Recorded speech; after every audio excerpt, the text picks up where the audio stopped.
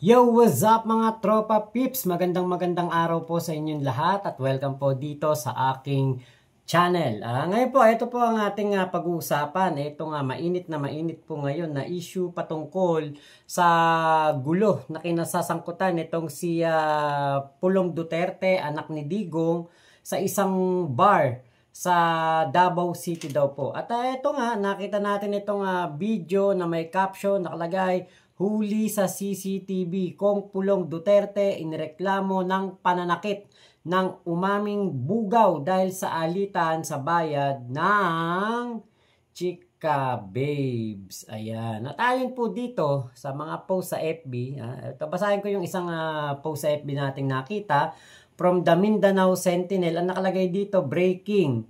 Oplan Horus, Representative Pulong Duterte face criminal charge over alleged assault in Davao Bar. Okay, nakalagay dito, a criminal complaint has been filed against the Davao City 1st District Representative Pulong Duterte over allegations of physical assault and grave threats. Businessman Cristone John Patria filed the case claiming that Duterte headbutt and attacked him at around 3 a.m. on February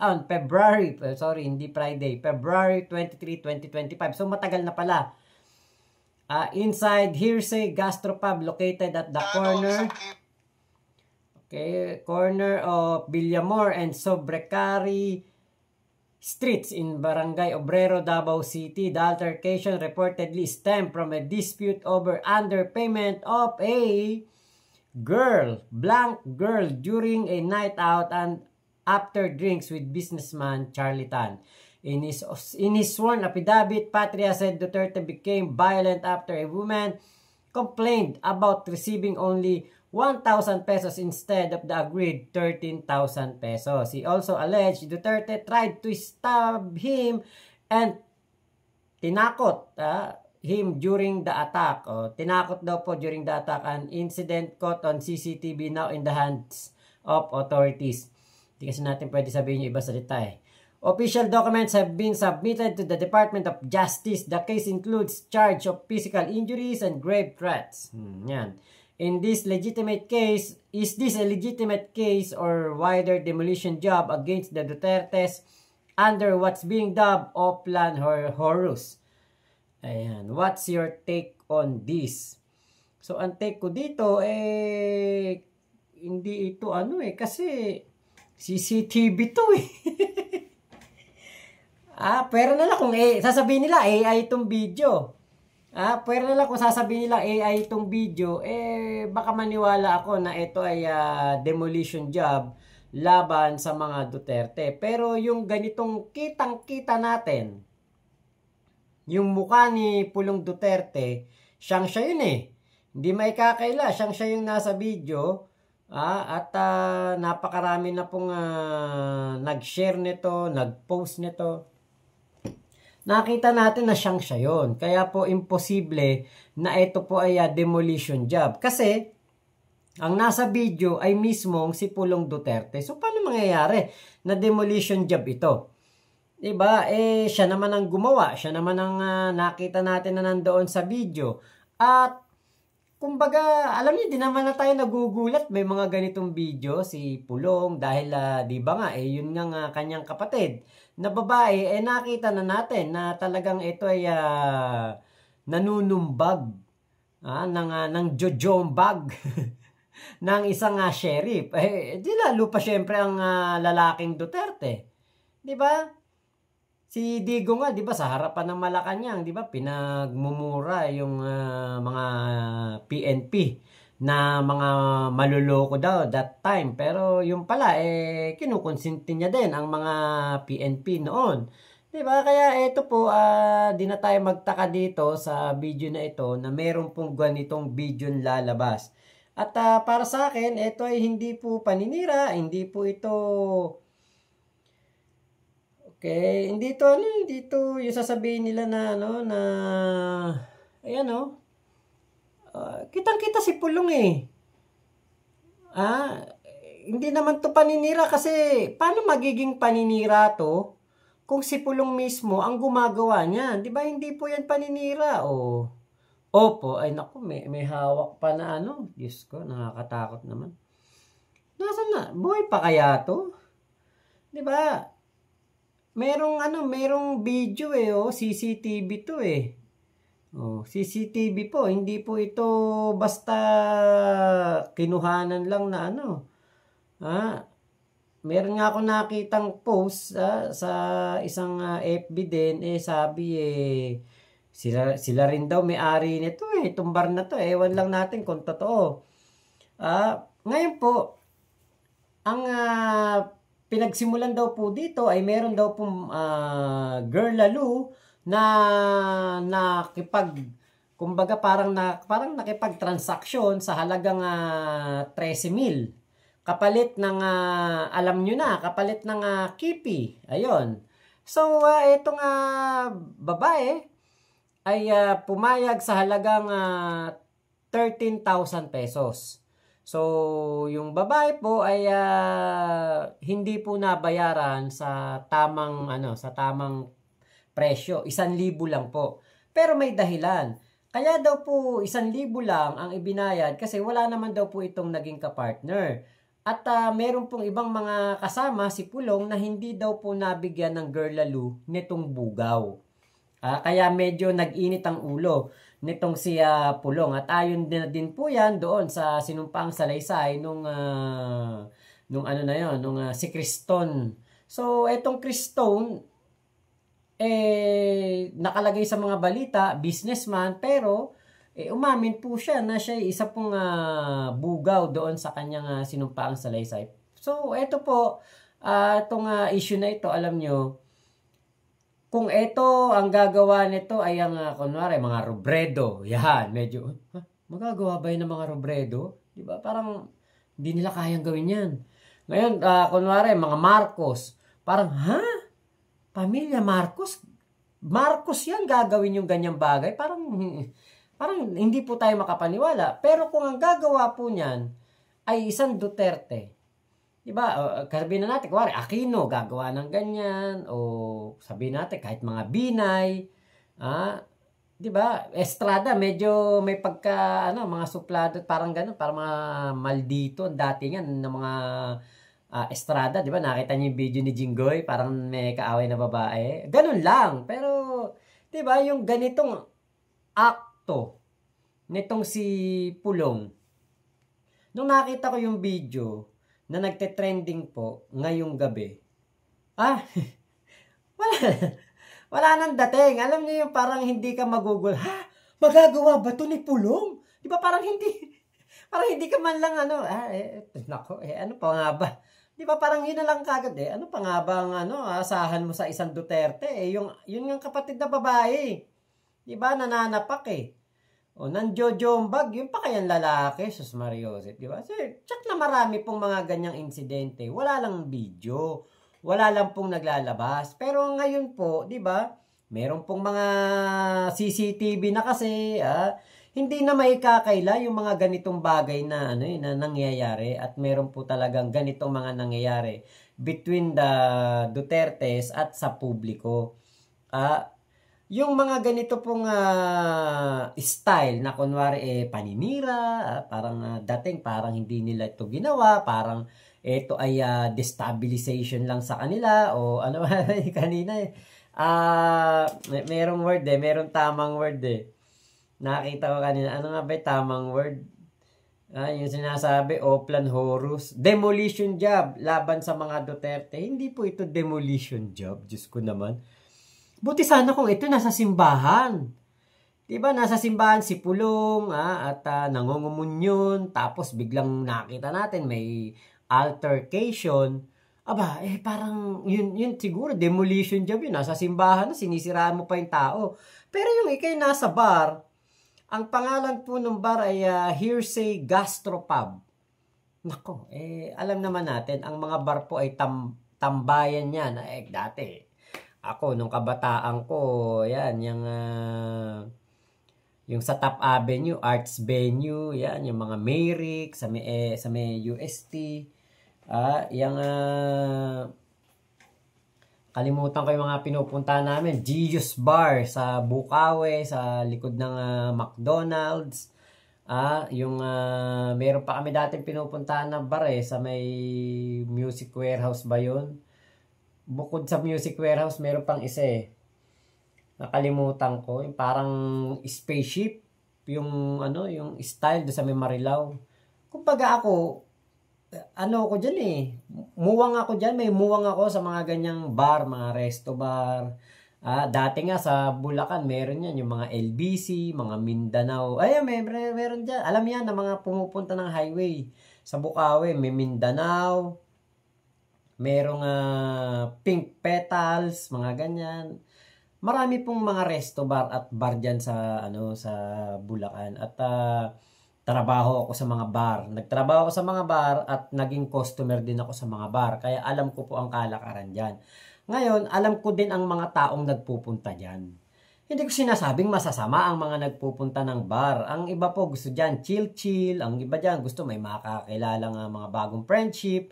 Ang iba dyan gustong ma-relax. At ang iba naman dyan gustong may maka-table. Ayun, may maka-table. So, yon sila Pulong Duterte. Doon ayon sa report sila po ay merong mga girl lalo na in order.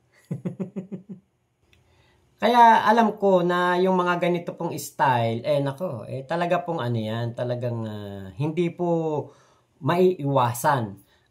Kaya nga alam nyo, naniniwala ako doon sa mga paalala ng ating mga nanay-tatay, mga lolo't lola, paggabi na, huwag nang lumabas. Kasi nga po, diyan nagsisimula ang mga kapahamakan, di ba, paggabi na. Kaya, stay ka na lang sa bahay. Pero etong si Pulong, syempre, dahil nga parang meron siyang meeting with Charlie Tan, ang dinig ko lang dyan, businessman, Chinese businessman yan, di ba?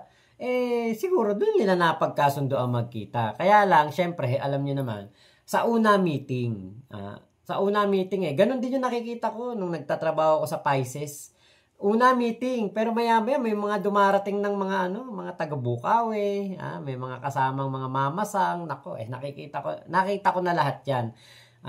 Ako'y experience waiter dyan sa Bukawe, Marilao, May Kawayan, hanggang Valenzuela, hanggang nakarating na ako ng Quezon Ave, nakapag-waiter din ako dyan. Kaya alam nyo, nakakita ko na yung mga ganyang senaryo. Una meeting, talagang meeting po talaga. Hanggang sa pagkatapos ng meeting, iba ng meeting. Meeting de avance na. Avance na, uma-avance na. Uma-advance na with the girl lalo. So, dito sa pahayag nitong si Criston, yun nga pong mga girl lalo, kulang. Kaya medyo nag-init ang ulo ni Pulong. So, kung ito po ay demolition job, hindi po, kumbaga ang demolition job kasi pangkaraniwan, gobyerno ang gumagawa. Pero dito po, hindi naman gobyerno ang gumagawa Sila mismo, yung mismong taong sangkot. Kaya, alam niyo po, na natin to, kumbaga mapapansin naman na ninyo kung anong pamilya ang na-involve. Yung pamilya na lang, yung apelido na lang ng tao di ba? Pag narinig mo yung apelido ng tao, malalaman mo na, okay, kaya ano pala di ba? Maiisip mo na kagad, yung sila pala. Di ba? Kaya ito, si Pulong, meron po kagad paliwanag diyan. Pakinggan po natin. Kung mga kaigsunan dabawin nyo, karon nakakita na po mong video, dugay-dugay na nahitabo, sige lang, inyuha gyapong desisyon kung kinsa inyong butohon sa inyong pagka-congressman sa unang distrito. Di ko magbuot o niya giingnan po ko sa abogado kay hantod karon ila pang i-authenticate kung asa gikan ang video. So kay murag na una man og file sa ambot og sa IDG ba, naunag file sa CIDG ang testimony, ang affidavit sa social media usa sa piskal. So di ko himo og statement kay wala pa mi kadawat og dokumento nga gipailan ko kaso. Daghang salamat sa kanunay niyong suporta sa kuha og sa akong pamilya og sa iya. Sir, one last question, sir. Maybe it is Sa akong mga kaigsunan Dabawin. Diba? So, andun pa rin si Pulong sa tatay niya, sa dahig. So, eto, si Pulong, diba? Kayo na, bahala ka, diba? Kung iboboto nyo pa ako, boto nyo ako. Kung tanggap nyo yung ginawa ko, tanggap nyo yung nangyari na yan, boto nyo pa rin ako. Pero wag na kayong umasa na meron kayong makikitang Pulong Duterte na hindi po gagagawa ulit ng ganitong mga pangyayari. Diba? Wag na kayong umasa na etong si Pulong magiging mahinahon ulit, 'di ba? Kasi kumbaga, kapag binoto niyo siya ulit, parang tinanggap niyo na may ang congressman namin, talagang ganyan 'yan. Talagang yan, nanununtok yan ng bugaw. Talagang nag-aambayan ng tsyuk-tsyuk sa bugaw kapag hindi niya nagustuhan yung transaksyon, 'di ba? So napakapangit, 'di ba? Ang kalaban ni Pulong Duterte ay si Migs Nograles diyan po sa 1st District ng Davao City. So kung ikukumpara natin ang mga Nograles, ay mas disente talaga ang mga Nograles at never nating narinig na meron bang ganitong video ang mga Nograles na nag-aamba ng tsyuk-tsyuk sa isang tao, nanununtok, nang-headbutt, di ba? So talagang yung panawagan ni Pulong napapanahon para sa mga taga Davao. Kung iboboto niyo pa siya, 'di ba? Para sinabi niyo, kinonsinti niyo siya. O siya pa rin ang congressman niyo kahit na ganoon ang kanyang ugali, 'di ba? Yung kanyang kasi kapag ikaw ay kandidato, kapag ikay tauhan ng gobyerno, ikay kongresista, kailangan ikaw ang role model, 'di ba? Role model kay. Kumbaga ikaw yung tinitignan ng mga kabataan, ng mga kababayan mo, ng mga constituents mo na mangunguna sa pagiging mabuting tao. Pero kung ganyan ka, 'di ba? Ganyan ang ugali mo, ganyan nanghe-headbutt ka dahil lamang sa hindi mo nagustuhan ng transaksyon sa isang mga girl lalo, 'di ba? Parang ang pangit naman pakinggan. Buti sana kung yung altercation na yan ay nagbunsod sa isang let's say merong nabastos na isang babae, pinagtanggol mo, yun, putya. Talagang kahit ako, sasabihin ko, tama si Pulong, di ba? Pinagtanggol niya yung babae. O kaya merong isang namamalimos na hindi tinrato ng tama nitong si Criston. Tapos inaway mo si Criston. Ayun, di ba? Parang baka masabi ko pa rito sa vlog ko, ay, bait din pala to si Pulong, Pero yung ganito, na ganitong sitwasyon, hindi na tayo magtaka. Si Digo nga umamin, di ba, na siya ay merong ginalaw na katulong. Naalala niyo yun? Di ba? Kaya yung mga ganitong bentahan ng kipi kay Pulong at dyan sa nangyari na yan, dyan sa issue na yan, na involved si Pulong, bentahan ng kipi, parang wala yan. Di ba? Kibulok nga, di ba, nambubulog gabi-gabi ng pastoral, iba-iba. Kapag pinagsawaan na, pinapahiram pa sa mga kaibigan. Di ba, ang daming pastoral ni Kibulok. Galing mismo yan, kila Amanda, alias Amanda, galing mismo yan. Kaya Secretary Benar Abalos, sinabi yan ni Secretary Benar Abalos, doon sa Senate hearing. Sinabi yan ni Benar Abalos. Benar Abalos po sa Senado, number 1 sa balota, wag niyo pong kakalimutan. Diba nakita natin yan? Yung ganyang sitwasyon na meron po talagang kumbaga sa pagiging, yung sa tawag ba ng laman, diba? Hindi po sila talaga sikreto sa kanila, sa pamilya nila, Kibulok, dito ngayon sa mga Duterte na involved sa bentahan ng kipi, di ba? Kumbaga, parang parang na natin na, okay, talaga palang ganun sila. Yun na lang ang masasabi natin. Hindi natin sila masasabihan na, hoy, hindi nila magagawa yan, malabo yan. Kasi, kahit sa tatay, di ba, yung tatay nga, nangahalik ng kahit sino na lang, di ba? Kahit na may asawa, nahalikan. Kinakandong. Diba? Kaya po etong ganitong issue about Pulong, hindi na to nakakagulat. Pero ang magugulat tayo pag sinabi nila na ito'y pamumulitika lang. Sabihin nila, hindi, panahon ng eleksyon pamumulitika lang yan. Yan po ang hindi tayo maniniwala kasi kung ito po panahon ng eleksyon nangyari, panahon ng kampanya nangyari, baka nga pamumulitik ha. Pero ito pala February 23 pa, ngayon pa lang kumbaga umuusad ang kaso na isang pa na yung demanda sa CIDG daw po. Ngayon lang natin, 'di ba, na laman. Pero ibig sabihin matagal na nangyari. So, 'di ba dapat nung pa lang kumibo na si Pulong. Meron kayong makikita diyan na issue sa somewhere down the road, soon malalaman niyo 'yan. Ako'y na-involve sa ganitong gulo. Sana inagapan niya na. 'Di ba? Kaysa yung ganito na lumabas yung issue, saka sasabihin na kung ano man ang inyong maging desisyon, kung iboto nyo ako o hindi, di ba? Parang nagmamalaki pa, parang nagyayabang pa sa kanyang ginawa, di ba? Kung iboboto nyo ako, bahala kayo, di ba? Parang ganun So, ay nako talaga. Ala na talagang kapag sinabi mo talagang Duterte, ibang klase po talaga, Ganyan po talaga siguro sila. At hindi man siguro sila magmamana sa mga nanay nila. Siguro sa talaga. Sa tatay po na kuha, yung mapusok, yung mainitin ang ulo, parang magaan ng kamay, Yun yung tawag sa amin yan, magaan ng kamay, yung kapag nananakit na ganyan. Ay nako. So, yun lamang po. Maraming salamat sa pagsama nyo sa aking vlog na ito. Ingat po kayo. Nasa mang panig kayo ng mundo. Mama chup chup. Love you. God bless us all, Pilipinas. God first. Bye-bye po. Benhar Abalos, number 1 sa balota. Huwag niyo pong kakalimutan. Benhar Abalos po yan. Ganda ng t-shirt ni Secretary Benhar Abalos. Salamat po sa nagpadala sa akin ng t-shirt na ito. From friends of Senator Benhar Abalos. Sa kanila galing to humingi ako dun sa sa mga tropa pips natin ni Secretary Benhar Abalos. Buti nabigyan tayo. Thank you po.